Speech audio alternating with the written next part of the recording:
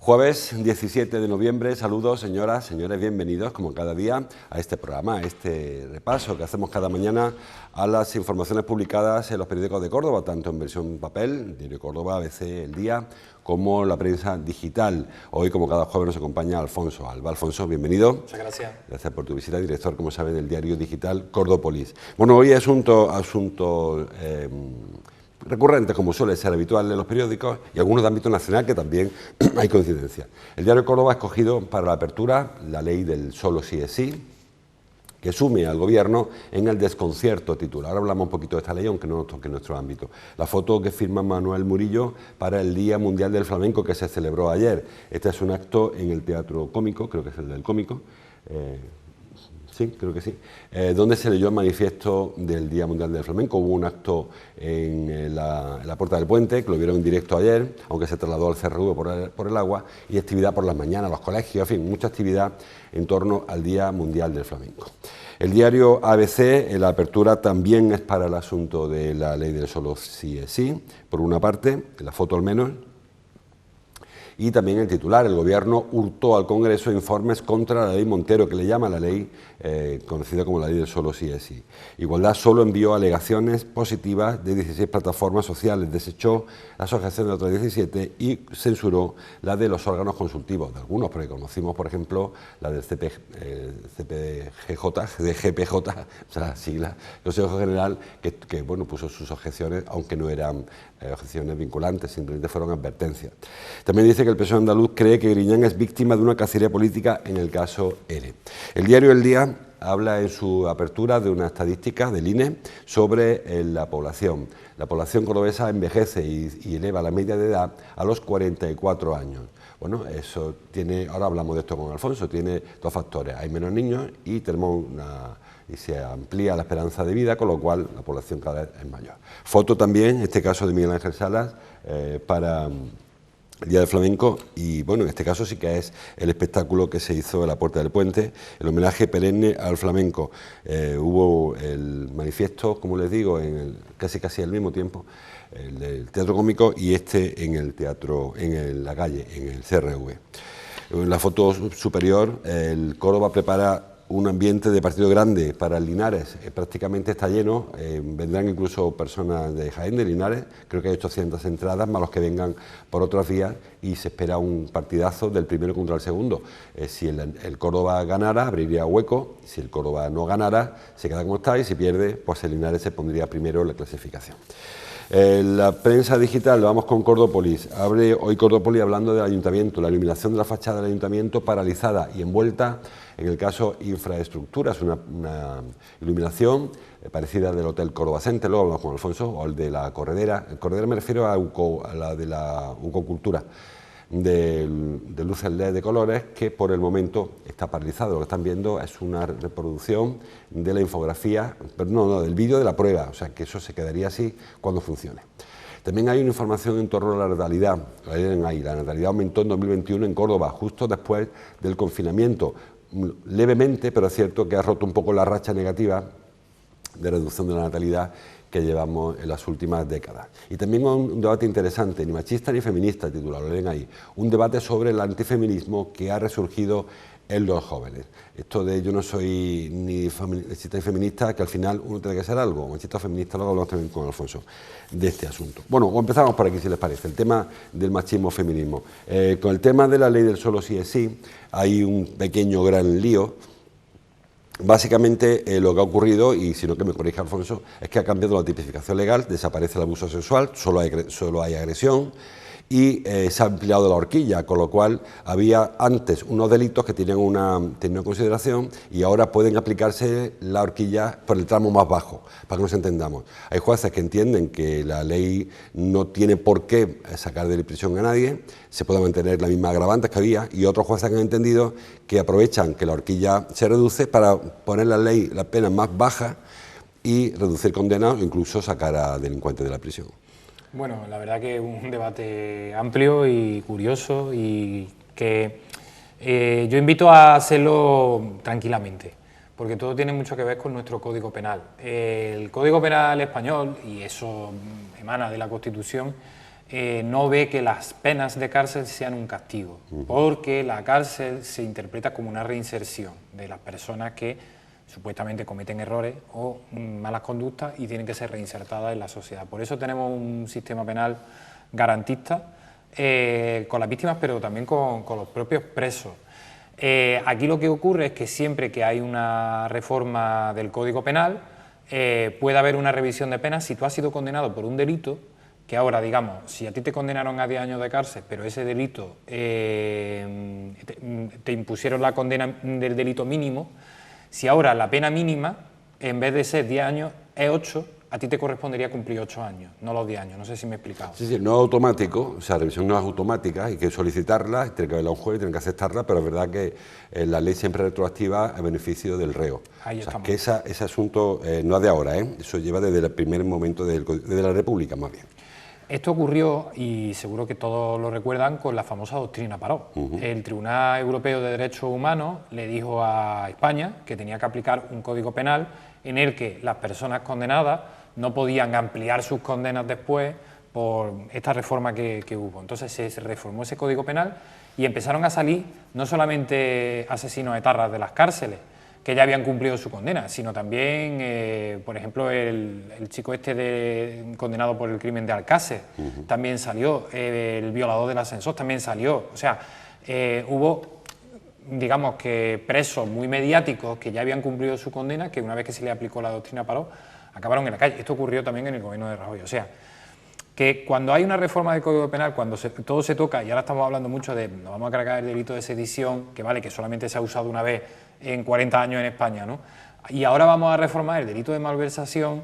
Hay que tener mucho cuidado, porque todas estas cosas tienen un efecto dominó y acaban afectando, y no hay nada más que jurisdicción.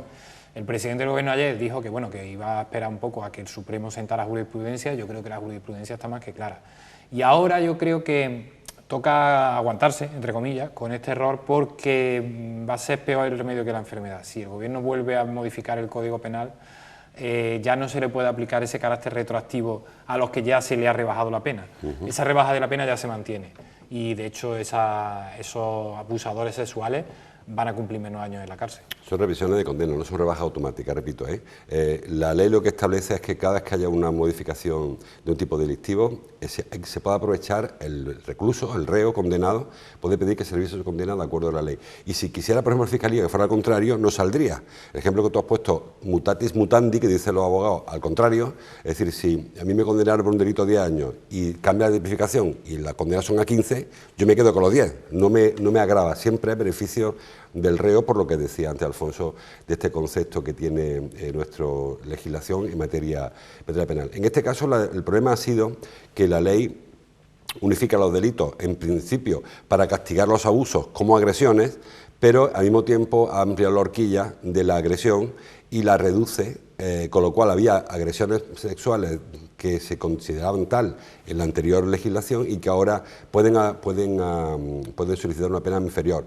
Pero repito, es el juez, por ejemplo, en el caso del más mediático, el de este hombre que abusó de su hijastra, que se le ha visto reducida la condena, había una agravante que se solicitó en el juicio, que es la de superioridad, y que el juez no la ha atendido. Con haberla atendido, hubiese mantenido la pena o incluso lo hubiese aumentado, que no hubiese aumentado de hecho porque se sigue sosteniendo la más baja, pero se pudo haber arreglado. Es decir, que también yo no voy a coincidir con la ministra en sus calificativos de machista y el famoso heteropatriarcado y la justicia tal, pero sí que es verdad que este juez, si hubiese querido, con la ley, hubiese podido mantener la condena sin ningún problema. Sí, claro. Luego también hay casos, si nos vamos a los casos concretos, hay casos para todos los gustos y, por supuesto, se están colando gatos por la gatera, ¿no? Como Sí. dice la metáfora agrícola, ¿no? Y en este caso yo creo que lo que va a venir es una lluvia de revisiones de condenas. De solicitud de revisiones, repito, no son automáticas, solicitud de revisiones. Sí, creo que ayer eran ya, no sé si 8 o 10. De hecho, en Andalucía la primera la ha aplicado el TSJ en Granada, en un caso en Granada. Y yo entiendo que poco a poco todos los presos que están cumpliendo condena pues estarán hablando con sus abogados y le estarán diciendo, oye, mira, ¿por qué no lo pides? Y habrá jueces que lo atenderán y jueces que no. Yo creo que ya poco más se puede hacer. Políticamente, que es casi de lo que puedo opinar, ¿no? Creo que la ministra y Podemos y todo el entorno se equivocan en el sostener y no en Mendaya. Se ha cometido un error y se reconoce que se ha cometido un error, no pasa nada. Y si se puede enmendar de alguna manera, pues se enmienda. Yo creo que la ley del sí es sí tiene muchísimos más beneficios que los poquitos perjuicios que están ocasionando, lo que pasa es que son claramente muy mediáticos. En este tipo de casos, la izquierda en España siempre apostó porque el reo acabe beneficiándose de determinados beneficios penales, ¿no? Por eso, porque el concepto original que tenemos es de la reinserción, ¿no? Y de hecho es el que está en la Constitución. Hay otras fuerzas políticas que apuestan por el castigo, que no entienden que la cárcel no sea otra cosa que un castigo, sin saber que el Código Penal y la Constitución no prevé eso, y tampoco Europa. Eso se modificó durante la Segunda República y se mantuvo. Precisamente por lo que decía Alfonso, de que siempre se beneficia al reo, no está nada claro que incluso ahora una reforma de la ley sirviera para algo, porque ya existió durante un tiempo esa normativa y siempre se puede uno amparar en esa normativa que durante un tiempo existió, no haberla firmado, pero que ya está ahí. Hay un problema más de fondo, creo yo, que lo analiza también Cordópolis, y es una identificación que yo siempre me ha parecido bastante perversa. Hay algunos conceptos que deben ser transversales que se han ido asignando a un partido u otro. Es decir, parece que el feminismo es de izquierda, igual que parece que el medioambientalismo es de izquierda o que la integridad nacional es de derecha. Creo que hay conceptos que había que sacarla del debate. En este caso ahora todo apunta a que el debate, que lo señala Cordópolis hoy, es que quien es feminista es de izquierda, con lo cual los ataques hacia el feminismo son ataques hacia la izquierda o viceversa. Ataque a la izquierda obliga a atacar al feminismo, cuando creo que todos deberíamos ser feministas, todos deberíamos ser medioambientalistas, todos deberíamos defender la integridad nacional o la enseña nacional. Sin embargo, parece como que hay un reparto de principios morales. Bueno, esto a lo largo de la historia contemporánea siempre ha pasado, ¿no? Hay determinadas ideologías que se asociaban a una tendencia política. En la época de Montesquieu, los liberales eran los progresistas, los super de izquierda, y defendían la división de poderes, ¿no? Los conservadores defendían una monarquía absoluta donde se hacía todo lo que decía el rey. Hoy eso ya no se cuestiona, ¿no? Ya incluso los más conservadores también defienden a Montesquieu e incluso defienden ese liberalismo. Hay conceptos que poco a poco, con una gota malaya, van calando. El tema del feminismo es relativamente reciente. Un movimiento que ya existía a principios de siglo, con la sufragista. Siglo XIX casi. 19, te refieres, no del 20, sí, 21, del 19. Del 19, pero que ya existía con las sufragistas, luego ya volvió con, por ejemplo, en España las mujeres pudieron votar en el año 31, bueno, 33, perdón, en el 31 no votaron en el 33. Se van a presentar. Se podían presentar a las elecciones, pero no podían votar. Y poco a poco se fueron adquiriendo determinados derechos. Hay todavía muchísimo camino por recorrer, pero se trata de un fenómeno que con fuerza yo le doy unos 10 años, desde la época del Me Too hasta ahora mismo, ¿no? Y claro, quienes siempre han defendido esos postulados pues han sido los partidos de izquierda. Los partidos conservadores nunca fueron feministas, pero poco a poco lo están siendo. Por eso poco a poco va calando. ¿Qué es lo que ocurre? Que ha habido una reacción, porque cuando hay un avance muy, muy importante siempre hay reacción. Esto lo decía mucho Julián Guita, creo, que cuando daba 2 o 3 pasos hacia adelante siempre había otros 2 pasos mínimo o un paso hacia atrás, ¿no? Y en este caso esa reacción es de un colectivo, el famoso patriarcado, que se ve amenazado en sus privilegios e intenta defender esos privilegios porque se siente amenazado.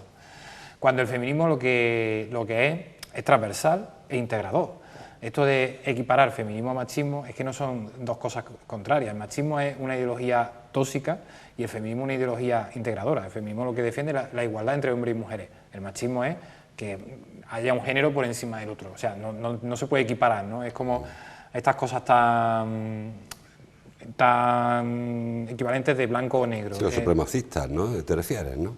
Por ejemplo, ¿no? Incluso cuando se intenta equiparar con todas las distancias fascismo con comunismo. Tú dices, bueno, creo que fascismo precisamente lo que quiere es la eliminación del diferente, y el eurocomunismo, que es que a nadie se le olvide que el Partido Comunista firmó la Constitución española y que hay una teoría de los años 60 de Berlinguer, que nació en Italia, en la que el comunismo europeo aceptaba la democracia y aceptaba los partidos, ya es otra cosa. Y aparte que no se pueden poner en los dos polos distintos, ¿no? Es como los extremos se tocan y todos estos discursos fáciles que suenan muy bien, pero que luego cuando rasca un poco lo que esconden detrás son otras cosas. Y en el antifeminismo, con el debate este tan interesante que organizó ayer Liesa, hay determinadas cosas que dan un poco de miedo. Hay un partido, todos lo sabemos, que ha basado gran parte de su crecimiento precisamente en el antifeminismo, pero en el antifeminismo considerado como todas las leyes contra la violencia de género han acabado perjudicando al hombre. Bueno, han acabado perjudicando al hombre que se comportaba mal. Al delincuente, claro. Al delincuente, al maltratador, ¿no? Que hay denuncias falsas. Hoy publicamos nosotros una denuncia falsa de una señora que ha aprovechado su condición para intentar hacerle daño a su expareja. Pero para eso están los tribunales. Los tribunales han considerado que eso es una denuncia falsa y la han condenado. O sea, entiendo que si tú te sientes perjudicado por este tipo de movimientos es porque estás defendiendo un privilegio o porque tienes un mal comportamiento. Hace unos días el Ayuntamiento intentó sacar por unanimidad la famosa declaración por la eliminación de violencia de género, y de nuevo un grupo Vox, se negó a firmarla porque entiende que no hay por qué condenar exclusivamente esa violencia machista. Yo creo que estamos todos de acuerdo en que estamos todos contra la violencia. Pasa que hay veces que toca denunciar un tipo de violencia, otro día toca denunciar otras, la protección de los menores, el día de las niñas, el día de los mayores, y cuando hay que poner el acento, en este caso, en el problema que sufren algunas mujeres, que son auténticas tragedias, dramas familiares, hay que armar el hombro. Creo que ese negacionismo por parte de un grupo está provocando esta separación entre los que son de derecha no pueden acercarse al feminismo, que es un error. Yo conozco a muchas personas de derecha, muchas mujeres y muchos hombres que son muy feministas, que acuden a las manifestaciones, que acudirán el 25N a manifestarse y que son votantes del PP, incluso algunos de Vox, y que están totalmente a favor de que se acabe con la violencia machista. Sí, este partido Vox lo que decía es que la violencia no tiene género, pero curiosamente la violencia tiene raza o tiene etnia, ¿no? Porque cuando son los menas los que cometen delitos, hay que ver que los menas están cometiendo delitos, ¿no? Sí. Pero ya no hay violencia de género, solamente hay violencia étnica. Yo creo que hay una contradicción ahí súper importante que tienen que analizar y sobre todo se lo tienen que hacer mirar porque están haciendo mucho daño. Bueno, vamos a dejar ese tema, daría para muchos programas, así que vamos a seguir con la información que publican los periódicos. El diario Córdoba abre hoy su parte local, hablando de los ciclos formativos. Dice que carpintería y administración son los ciclos de FP con menos demanda en Córdoba, porque curiosamente carpintería es donde hay más problemas para encontrar buenos profesionales.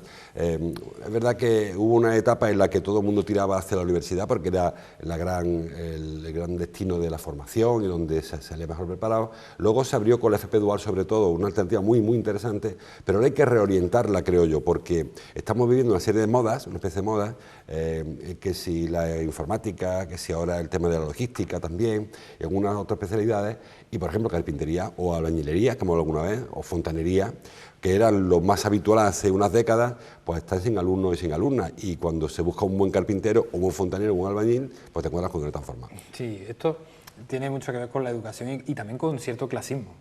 Parece que estudiar en la universidad es garantía de éxito. Yo creo que estudiar en la universidad es casi garantía de fracaso. No te suelen formar laboralmente en las universidades. Las universidades son para otras cosas, son para formarte como persona y como profesional, es un centro de pensamiento, de reflexión, de creatividad y de muchas más cosas. Si tú acudes a la universidad aspirando que va a tener una vida muchísimo mejor, creo que empezamos a equivocarnos. ¿Por qué? Porque hay determinados trabajos que también son muy dignos, que son trabajos manuales, como en este caso la carpintería, como puede ser la albañilería, y siempre han estado como muy denostados, ¿no? Siempre te decían que si no valía, cuando estaba estudiando en el instituto, a FP. O para los albañiles. O para los albañiles, o para los carpinteros, o para los marmolistas. Pero de repente estamos viendo cómo es muy difícil encontrar un buen carpintero, un buen marmolista, un buen albañil.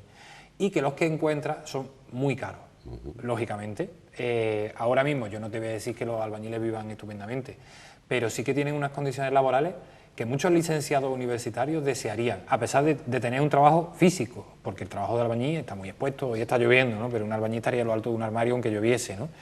Pero tienen unas horas determinadas donde se cumplen los convenios a rajatabla y los que no los cumplen se denuncian, y tienen unos salarios bastante dignos.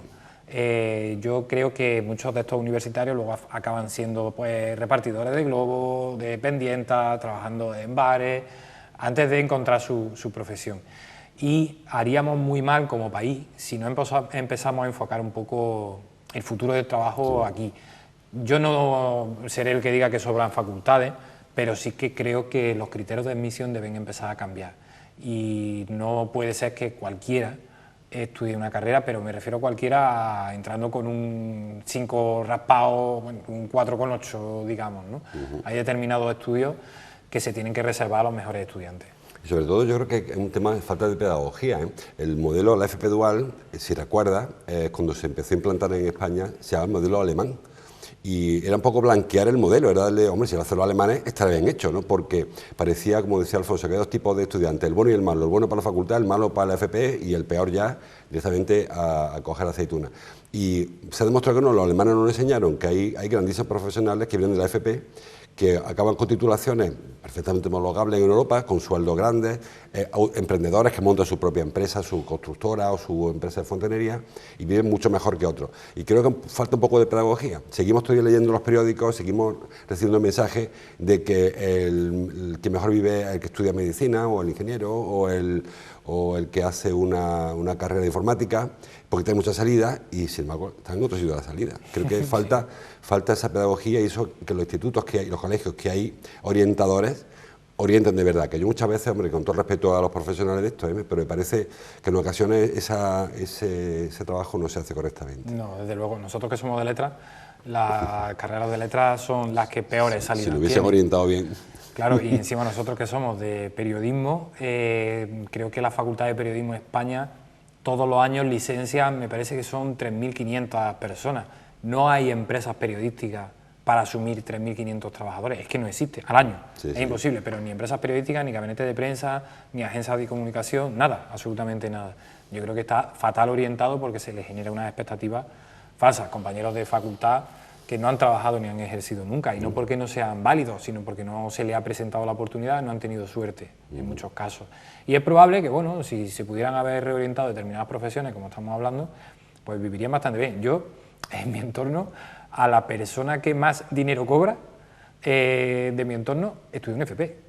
O sea, creo que esto nos tiene que hacer reflexionar. Sí. Los que estudiamos una carrera y somos licenciados, no nos llegamos ni a la suela de los zapatos. Ni al final de mes. Seguimos avanzando, vamos con se nos echa el tiempo encima. Vamos con esta estadística del INE, dos informaciones que hemos visto cruzadas, que son las mismas. Cordópolis habla de la natalidad que aumentó en 2021 en Córdoba, justo después del confinamiento. El día mira la parte del crecimiento y ve que la población cordobesa envejece, eleva la media de edad a los 44 años.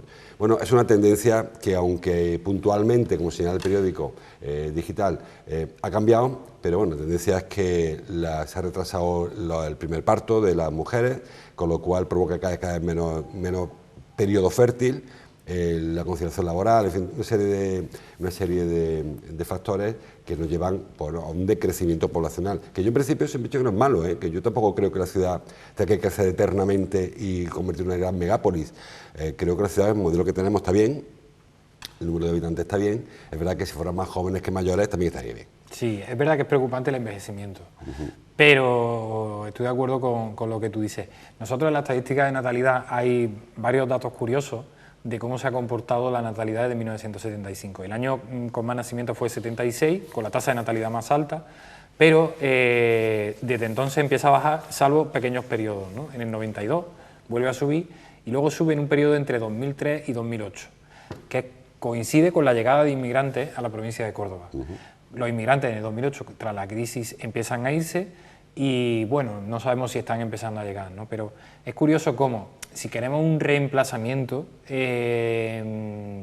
demográfico, necesitamos a los inmigrantes, que son los que tienen las tasas de natalidad más altas en ese momento y son también los que nos van a traer más juventud.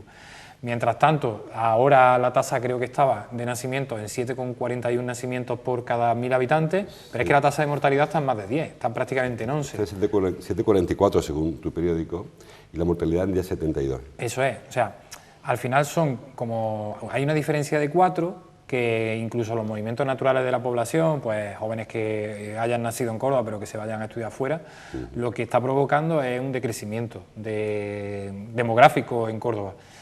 Bueno, bueno, es malo, depende cómo se mire. Si de repente vemos que el decrecimiento demográfico en pueblos del Guadiato es del 30%, esos pueblos están condenados a la desaparición. Si todos los habitantes vuelven a concentrarse en Córdoba capital o solamente en determinados puntos donde, digamos, hay algún tipo de movimiento, o se van a Madrid, empieza a ser preocupante, ¿no? Y empezamos a tener zonas que están vacías. Pero en esto nos lleva a la delantera Estados Unidos, que ha sido un país que siempre ha tenido muchos inmigrantes y que su economía depende de la llegada de inmigrantes, por mucho que ahora quieran poner un muro, etcétera, etcétera, pero siempre necesitaban mano de obra. Y estamos viendo que está bajando el paro. Y una de las cosas por las que está bajando el paro es porque cada vez hay menos trabajadores. Y hay menos trabajadores porque la población envejece, se jubila y llegan menos, se incorporan menos al mercado de trabajo. Yo con respecto a lo que decía de la España vaciada, hay una tendencia que a mí me parece bastante perversa también, y es convertir los pueblos en grandes hoteles. Me parece muy interesante que se fomente el turismo rural y se fomente los atractivos de los pedroches, de la subbética, pero creo que hay que buscar otro tipo también de tejido productivo, porque si al final convertimos todo el pueblo en un pueblo de cartón, de casitas rurales, para que la gente vaya a pasar sus vacaciones, pues lo han matado también. A lo mejor consigas que se quede algo de gente, pero creo que hay que apostar por otro tipo de tejido productivo. Y ayer comenzó un congreso de turismo natural y de gestión turística. Hemos visto iniciativas últimamente, eso, intentando que los pueblos tengan todos muchos turistas. Ojo a ver si vamos a matar a la gallina también de huevo de oro antes de que nazca. Sí. Y ahora se dan casos de determinados pueblos donde llegan los nómadas digitales, se quedan a vivir, ¿no? Sí. Y acaban pidiéndole al cura que por favor que no toque las campanas de la iglesia y al cabrero que deje de cruzar las cabras por mitad del pueblo, como ha hecho toda su vida, porque se cagan y eso genera moscas y molestias, ¿no? O sea, creo que hay que encontrar un poco el equilibrio, pero el tema de la España rural nos da para 10 programas probablemente, pero yo creo que uno de los casos más interesantes, uno de los fenómenos más interesantes de los que nos va a ocurrir en la próxima década. Es una España que se está muriendo y no se está reemplazando. ¿Qué es lo que vamos a hacer? ¿Cuál va a ser el futuro? Las tierras se van a quedar en manos de fondos de inversión que van a ser cuidadas por muy pocas personas. Es interesante ese debate y nadie tiene la solución. Se está hablando de los nómadas digitales que se van a instalar en esos pueblos porque se vive muy bien. Y a mí me parece bien, ¿eh? Pero el que ha vivido en una ciudad, adaptarse a una vida rural, no es fácil, ¿no? Yo creo que no es tan sencillo y se quieren montar pequeñas islas, los pueblos. Creo que hay que apostar por la ganadería artesanal, la extensiva de toda la vida, la agricultura igual, y bueno, anclar a la población con unos proyectos interesantes, industriales también, pero repito que yo creo que eso de intentar buscar ahí la población flotante, o bien los nómadas digitales, o bien los turistas, creo que no nos va a llevar a ningún sitio. Y estamos fuera de hora, pero no quiero dejar pasar el tema de la luz del ayuntamiento. Lo trae Juan Velasco en Cordópolis. La iluminación de las fachada del ayuntamiento paralizada y envuelta en el caso de infraestructuras. Ya hace tiempo que está instalado los LED, unas tiras de LED, 42 tiras, creo haber leído en Cordópolis, que van a poner aquello... El de capitulares, bueno, como el Córdoba Center decía yo antes, con lucecitas, que yo creo que habitualmente estarán de color normal, neutro, y que el día de no sé cuál se pondrá azul, el día del otro se pondrán verde y tal, ¿no? Y sin embargo no se activa. Y no se activa porque el técnico investigado en el caso de infraestructura está de baja médica y nadie quiere firmar ese contrato. Y una de las empresas afectadas por esta revisión de facturas que destapó el propio ayuntamiento la semana pasada es la empresa que ha instalado los LED, y esa empresa necesita la última certificación de obra, o sea, que haya un técnico que le firme, oye, el trabajo está bien ejecutado, para poder enchufar, digamos, y que aquello empiece a funcionar. Esto es la evidencia más visual que tenemos de cómo el caso de infraestructura tiene no solamente consecuencias penales en los juzgados y políticas, sino para la vida de los cordobeses, que es que hay muchas obras, porque es verdad que está habiendo muchas obras de infraestructura, que están absolutamente paralizadas.